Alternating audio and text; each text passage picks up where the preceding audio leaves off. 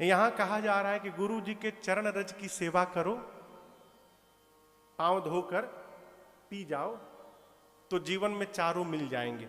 ठीक, सुरुचि, सुबास, सरस, अनुराग। गुरु जी आवे, रोज पांव धोकर पियो और गुरु जी की एक भी बात न मानो। गुरु जी कहे पूरब जाओ तो आप पश्चिम भाग रहे हैं, अब पांव धो के पी रहे हैं, तो क्या ये चारों मिल जाएगा? नहीं मिलेगा। अब यहां समझिए इसका अर्थ क्या है।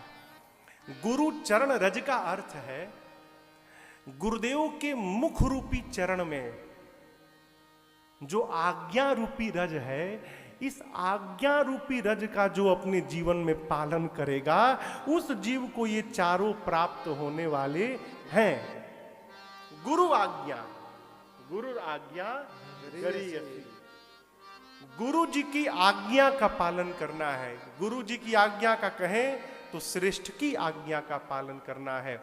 समाज में, परिवार में जिसको अपने बड़ों के कहने में रहने का स्वभाव सध गया, वो जीवन में एक न एक दिन श्रेष्ठत्व को अवश्य प्राप्त करेगा। ये पहली पाठशाला मैं आपको निवेदित करूं। राम जी का जीवन क्या है? राम जी कुछ भी करने से पहले पिताजी से पूछते हैं, बताते नहीं है, पूछते हैं। जैसे आप सालासर में हैं, जयपुर जाना है, आपके बाबूजी बैठे हैं, आप आए, पिताजी आज्ञा हो तो हम जयपुर से हो आवें, इसे कहते हैं पूछना।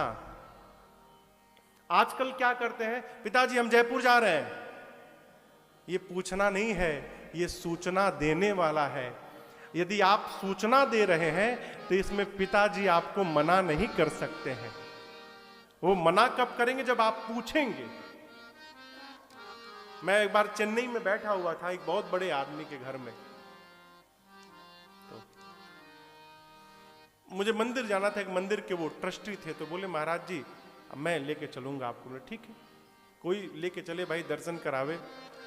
तो मैं सुबह सुबह उनके घर चला गया, तो चाय पी रहा था, वो भी बैठे थे, मैं भी बैठा था ड्राइंग में। उनका एक पोता आया, चेन्नई की बात है, 2017-16 की बात होगी। मैं अकेले था, सुभाष भैया थे साथ में।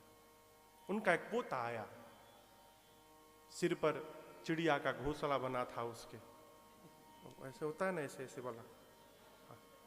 आया, पूरा हिलते डुलते ऐसे आया दादा के पास। Going going going, I am going. मैं बैठा हूं चुपचाप। दादा बोले कहां गोइंग? बॉम्बे। है कहां? चेन्नई में। वो बॉम्बे ऐसे बता रहा था जैसे मानो गली में जा रहा हो बाहर। गोइंग गोइंग बॉम्बे, गोइंग बोल के चला गया। मैं घंटों सोचता रहा ये कैसा संस्कार है। उसने दादा से पूछा नहीं, उसने दादा को सूचना दिया। राम जी का जीवन क्या था? आय सुमांगी करहीं पुर काजा। पिताजी से आज्ञा मांग मांग कर राम जी कार्य करते थे। और राम जी का ये जीवन देखकर देखे चरित हर सई मन राज। महाराज दशरथ आनंद में डूबते हैं। या आपको एक बात कहूं, घर में माँ बाप बड़ों से पूछ लेना ही बड़े का सम्मान कहलाता है। करना आपको ही है सब, लेकिन यदि आप एक बार जाकर बड़े से पूछ लेंगे ना बस, तो उस पूछने से उनको जो सुख और जो आनंद की अनुभूति होगी उसको बताया नहीं जा सकता। उनको लगेगा कि हमारे बच्चे आज भी हमारा आदर करते हैं और हमसे पूछ पूछ कर व्यवहार करते हैं। और ये अनमोल खुशी है भाई बाप। इसलिए मेरी प्रार्थना, घर में देखिए, उस घर को वैकुंठ कहा गया है जिस घर के आंगन में बालक खेल रहा हो और जिस घर के द्वार पर कोई वृद्ध बैठा हो। आजकल तो दरवाजा ही नहीं रहा घरों में, न घर में चौखट रहा, न घर में कोई दरवाजा रहा। द्वार, जिसको द्वार कहते थे, द्वार के बाहर भी बैठका होता था, जहां घर का मालिक वृद्ध बैठते थे, वो घर की शोभा होते थे। एक घर में गए तो चौखट नहीं था, पेंट किया हुआ था दरवाजे के नीचे। मैंने कहा ये क्या है? चौखट है महाराज। घसीटते घसीटते चौखट समाप्त हो गया है। खैर, सबकी अपनी अपनी यात्रा है। कथा कहती है माई बाप जीवन में श्रेष्ठ की आज्ञा का पालन करने का स्वभाव बने। जो अपने सद्गुरु के मुख रूपी चरण से निकलने वाली आज्ञा रूपी रज का सेवन करता है, उसके जीवन में सुरुचि, सुबास, सरसता और अनुराग का सहज ही आगमन हो जाता है। यही उसका फल है। पूज्यपाद गोस्वामी तुलसीदास जी ने गुरुदेव भगवान का वंदन किया, ब्राह्मण समाज का वंदन किया, संत समाज का वंदन किया। गोस्वामी जी ने दुष्टों का भी वंदन किया। एक किसी व्यक्ति ने पूछा दुष्टों को क्यों वंदन किया? देखिए, बुद्धिमान आदमी ना, जो दुष्ट, देखिए संस्था, ये तो खैर व्यक्तिगत कार्यक्रम है। संस्था में जो बुद्धिमान अध्यक्ष रहता है ना किसी संस्था का, तो जो संस्था में, देखिए हर संस्था में 2-3 उत्पाती लोग रहते हैं, समझ रहे हैं ना, उत्पाती। तो बुद्धिमान आदमी उत्पाती लोगों को 1-2 पद देकर चुप करा देता है, छोटा मोटा पद। अब वो पद पाकर एकदम आनंद में, हमको तो पद मिला, हम भी मंत्री हैं अब। वो नहीं जानता फंसाया गया है। जैसे शादी ब्याह में व्यवहार लिखा जाता है ना, व्यवहार, शादी ब्याह में व्यवहार लिखने काम होता है ना। व्यवहार लिखने वाला शादी ब्याह नहीं देख पाता, और रात भर व्यवहार लिखता है और हर 1 घंटे बाद मिलाता है कैश, कहीं कम तो नहीं हो गया है। बुद्धिमान आदमी क्या करते हैं, दामाद को ये काम दिया जाता है। भाई कोई दामाद हो तो क्षमा करिएगा। अच्छा, सभी लोग हैं उसी में। देखिए, दामाद को कहा गया है 10वां ग्रह। 9 ग्रह की तो यहां पूजा हो रही होगी, 10वां ग्रह दामाद। अपने घर में भले क्या कहें, बुझा हुआ नल जो टपक रहा हो और ससुराल में पहुंचते ज्वालामुखी बन जाए, हाँ, तांडव शुरू। तो बुद्धिमान ससुर क्या करते हैं, ऐसे उत्पाती दामाद को व्यवहार लिखने का काम पकड़ा देते हैं। अब वो सोचता है कि देखो मैं कितना इंपॉर्टेंट हूं, कैसे संभालने के लिए दिया गया है, और ये नहीं जानता मूर्ख फंसाया गया है तुम्हें रात भर के लिए। गोस्वामी जी पहले ही दुष्टों को इसलिए प्रणाम किए कि बाद में कोई उत्पात ना कर दे कि हमको क्यों भूल गए। दूसरा कारण, जब गोस्वामी जी ये कह बैठे हैं कि सिया राम मैं सब जग जानी, करऊं प्रणाम जोर जुग पान। जब पूज्यपाद गोस्वामी तुलसीदास जी सबके भीतर राम जी का, सीता जी का दर्शन करते हैं, तो गोस्वामी जी को दुष्टों के भीतर भी सीताराम जी का दर्शन भया, इसलिए बाबा ने उनका भी वंदन किया। दुष्टों के वंदना के बाद भगवान राम के परिकर समाज की वंदना किए। परिकर समाज की वंदना के बाद गोस्वामी तुलसीदास जी भगवान के राम नाम की महिमा गाई। कहते कलिकाल में भगवान का नाम भगवान से भी बड़ा है। राम जी ने तो गिने चुने लोगों का उद्धार किया, लेकिन भगवान का नाम तो अनंत लोगों का उद्धार करते चली आ रही है नाम, और न जाने कब तक ये नाम उद्धार करती रहेगी। इसलिए नाम भगवान की महिमा गाई। सबकी महिमा गाकर भगवान शंकर को और गणपति भगवान को प्रणाम करके गोस्वामी तुलसीदास जी कथा को प्रारंभ कर रहे हैं। कथा अब काशी से उठकर प्रयाग पहुंचेगी कर्मकांड घाट पर, जहां याज्ञवल्क्य ऋषि भरद्वाज जी के सामने कथा गाएंगे। कब गाएंगे? आज नहीं, अब कल गाएंगे। आज हमने और आपने इस कथा की महिमा को श्रवण किया। मेरा आप सबको आज ही निमंत्रण, कल हम और आप भूत भावन भगवान शंकर और मां पार्वती के विवाह की कथा गाएंगे।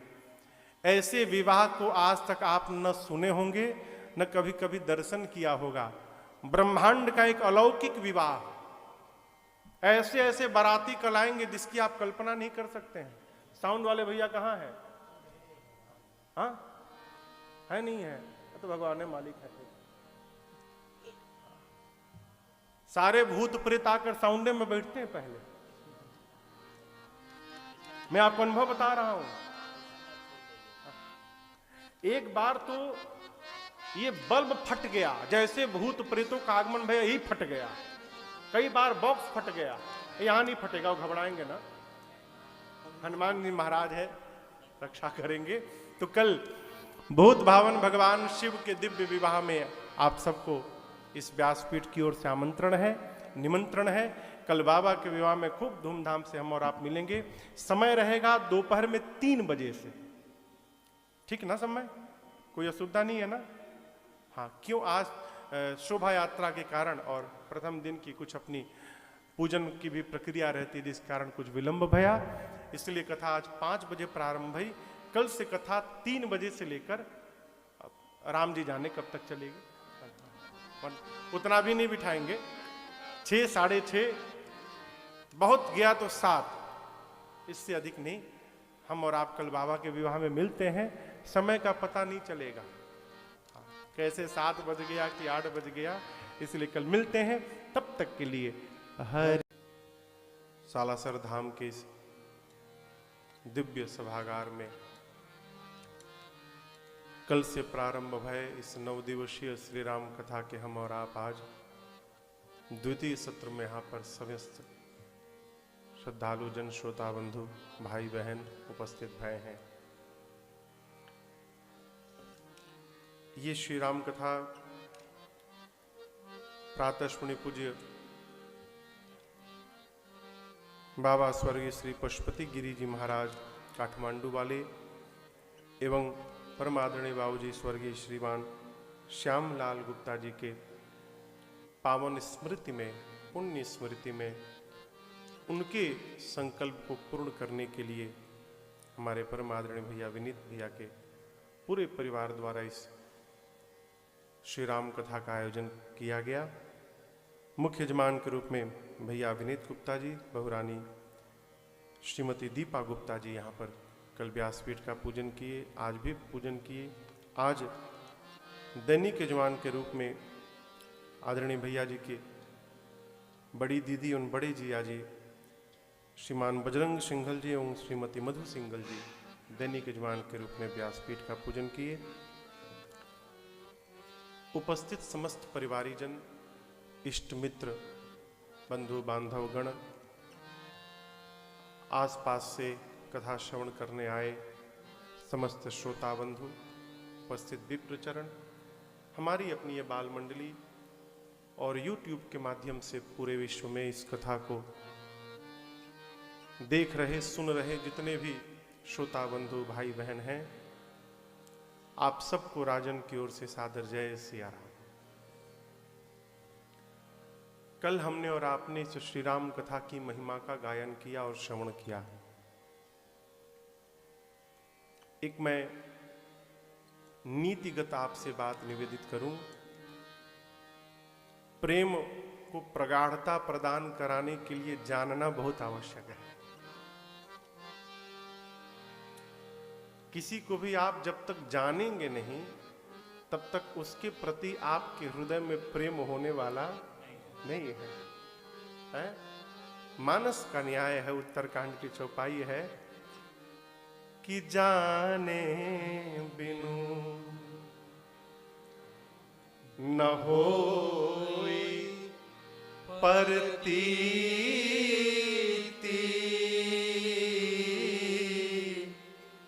अबिनु परतीति होई नहीं प्रीति। प्रतीत कहते हैं विश्वास को। बिना जाने विश्वास नहीं हो सकता, और जब तक सामने वाले में विश्वास नहीं होगा तब तक आपका प्रेम होने वाला नहीं है। इसलिए सबसे पहला व्यवहार है, किसी से मिले तो उसको जाने। जानने से विश्वास उत्पन्न होता है, विश्वास की प्रगाढ़ता होती है। महात्म सुनने से हमारा विश्वास बढ़ता है। देखिए, हम और आप किसी सामान्य धराधाम पर नहीं है। यह स्थान ही अपने आप में स्वयं सिद्ध है। क्यों? यहां पर श्री सालासर बालाजी महाराज का विराजमान हुआ है, श्री हनुमान जी महाराज विराजित हैं। ये कोई साधारण भूमि नहीं है। आप किसी तीर्थ में जाएं, किसी भी देवस्थल में जाएं, किसी भी देवनगरी में जाएं, तो जाने के बाद पहला कार्य करना चाहिए, उस स्थान के महात्म को सुनना चाहिए। ठीक ना? महात्म अर्थात महिमा, महिमा सुनने के बाद हमारी श्रद्धा बढ़ जाती है। किसी की भी महिमा को यदि जान लेंगे तो उसके प्रति हमारी मन में श्रद्धा सहज ही बढ़ जाएगी, और जब श्रद्धा बढ़ जाएगी ना, तो उस स्थान में हमारे द्वारा सत्कर्म और पुण्य अपने आप होने लगेगा, हमको करना नहीं पड़ेगा। हम बालाजी में आए, अब बालाजी को दर्शने न किए, तो जैसे हम घर में बैठे हैं वैसे यहां बैठे। अस्तु कल हमने और आपने राम कथा की महिमा को गाया और श्रवण किया। क्यों? राम जी की कथा मनुष्य को मनुष्य बना देती है। मुझे भारत के पूर्व प्रधानमंत्री स्वर्गीय अटल बिहारी वाजपेयी जी का एक वाक्य याद है। वो कहते थे कि मनुष्य इतना विकास कर लिया है विज्ञान के माध्यम से कि आकाश में पक्षी की तरह उड़ सकता है। मनुष्य इतना विकास कर लिया है कि जल में मछली की तरह तैर सकता है, परंतु मनुष्य को धरती पर मनुष्य की तरह जीने का ढंग अब तक नहीं आ पाया। कितना भी आकाश में उड़ लो, पानी में तैर लो, रहना तो धरती पर है हो। और यदि धरती पर हम मनुष्य की तरह जी नहीं सके तो हम मनुष्य कहलाने के अधिकारी भी नहीं है। आप ऐश्वर्य एकत्रित कर सकते हैं, सुख सुविधा एकत्रित कर सकते हैं, लेकिन याद रखिएगा, जीवन में शांति खरीद नहीं सकते हैं।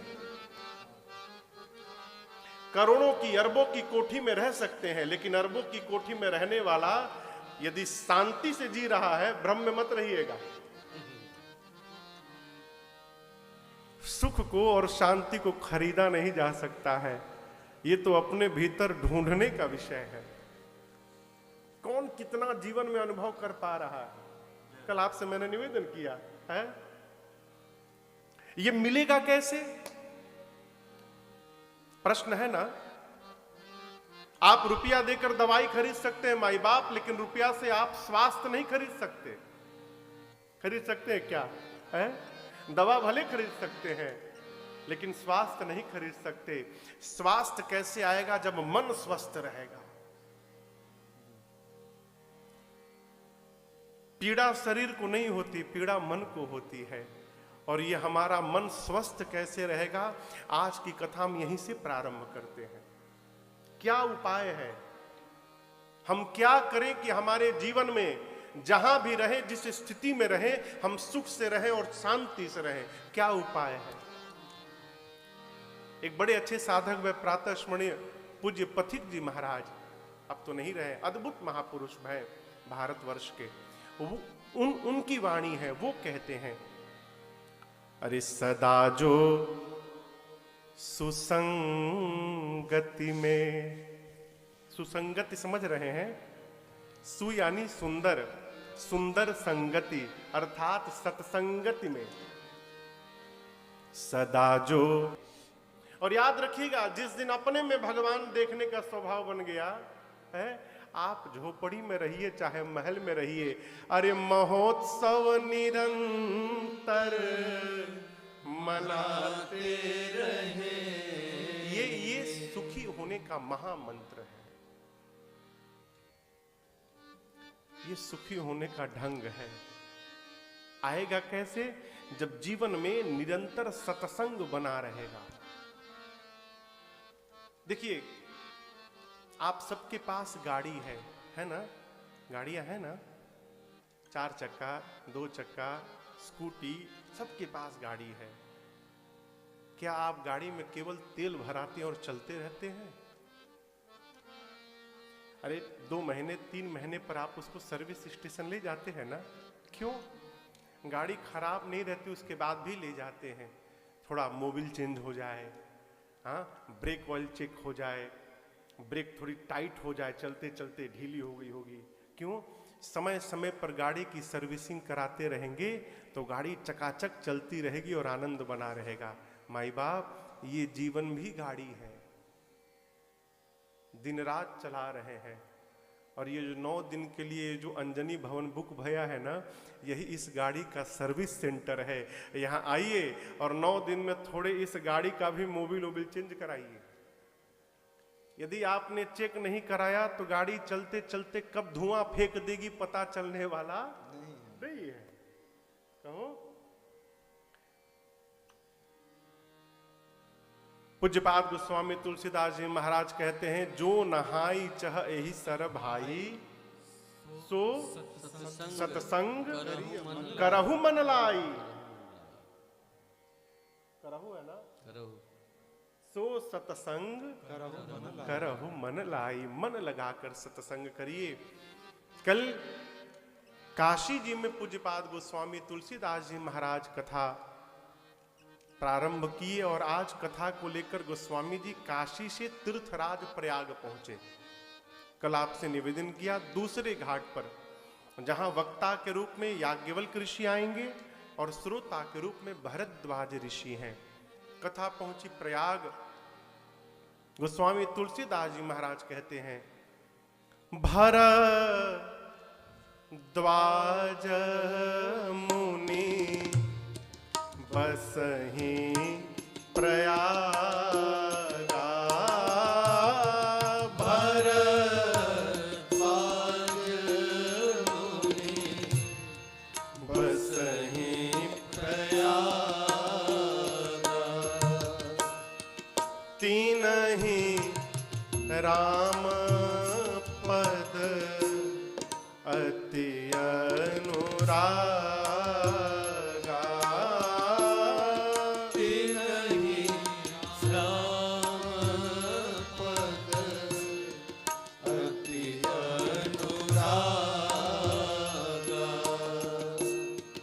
तापस समदम दया निधाना, तापस समदम दया निधाना। परमारथ पथ परम सुजाना, परमारथ पथ परम सुजाना, परमारथ पथ परम सुजाना, परमारथ पथ परम सुजाना। बाबा कहते हैं तीर्थराज प्रयाग में एक ऋषि हैं जिनका नाम है भरद्वाज। देखिए, एक गोत्र का भी नाम है भरद्वाज। भरद्वाज गोत्र के जितने लोग हैं सब भरद्वाज जी के वंशज हैं। भरद्वाज जी प्रयाग में रहते हैं। राम जी के चरणों के प्रति मन में हृदय में अनुराग है। तपस्वी हैं, सम दम से युक्त हैं। सम दम समझते हैं? सम कहते हैं जिसका मन उसके बस में हो जाए। हम जैसा चाहे हमारा मन वैसा सोचे। और ये साधारण बात नहीं है क्या? ठीक इसके विपरीत, मन हमारे बस में नहीं है, हम अपने मन के बस में हैं। इसलिए मन जैसा चाहता है हमको नचाता रहता है। चाचा जी ठीक ना? मन कहता है कथा के बीच में थोड़ी चाय पी के आया जाए। कथा के बीच में से चले गए चाय पीने। कहो, मन कहता है आज कथा रहने दिया जाए, 9 दिन तो होना, ये कल सुनी जाएगी। जाके कमरे में सोने लगे। ये क्या है? हम अपने मन के वशीभूत हैं। परंतु जो साधक गण है, जो तपस्वी लोग हैं वो मन के बस में नहीं रहते, वो मन को अपने बस में करके रहते हैं, अर्थात वो जैसा चाहते हैं उनका मन वैसा करता है। भरद्वाज जी मन को अपने बस में करके रखे हैं, सम से संपन्न है, युक्त है। दम यानी जिसकी इंद्रियां उसके बस में हो जाए। इंद्रियां समझते हैं ना, 5 ज्ञानेंद्रियां हैं, 5 कर्म इंद्रियां हैं, 4 विशेष इंद्रियां हैं, मन बुद्धि चित्त अहंकार। इंद्रियां जिसके बस में हो जाए ये दम कहलाता है। भरद्वाज जी तपस्वी हैं, प्रयाग में रहते हैं, सम दम से परिपूर्ण है, दया के भंडार हैं, परमार्थ पथ पे चलने वाले पथिक हैं। आप सब जानते हैं दिसंबर महीना चल रहा है, अगले माह मकर संक्रांति से तीर्थराज प्रयाग में 1 महीने का मेला लगेगा। प्रत्येक वर्ष लगता है, आज भी लगता है। उसको माघी मेला कहते हैं, अमावस्या के मेला कहते हैं। कहो, पूरे देश के ऋषि मुनि जाकर प्रयाग में 1 महीना वास करते हैं, सत्संग करते हैं, स्नान करते हैं, भजन करते हैं। कई लोग कल्पवास भी करते हैं।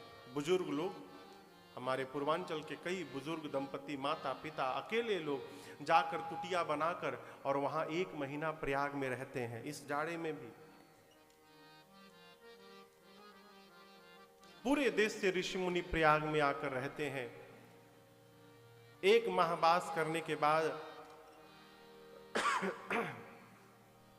सब लोग अपने अपने आश्रम जब वापस जाते हैं, सारे लोग भरद्वाज जी से विदा लेकर जाने लगे। उन ऋषियों के बीच में एक ऋषि हैं जिनका नाम है श्री याज्ञवल्क ऋषि। परम विवेकी हैं, ज्ञानी हैं। भरद्वाज जी ने याज्ञवल्क ऋषि को जब जाते हुए देखा, उनके चरणों को पकड़कर निवेदन करने लगे, भरद्वाज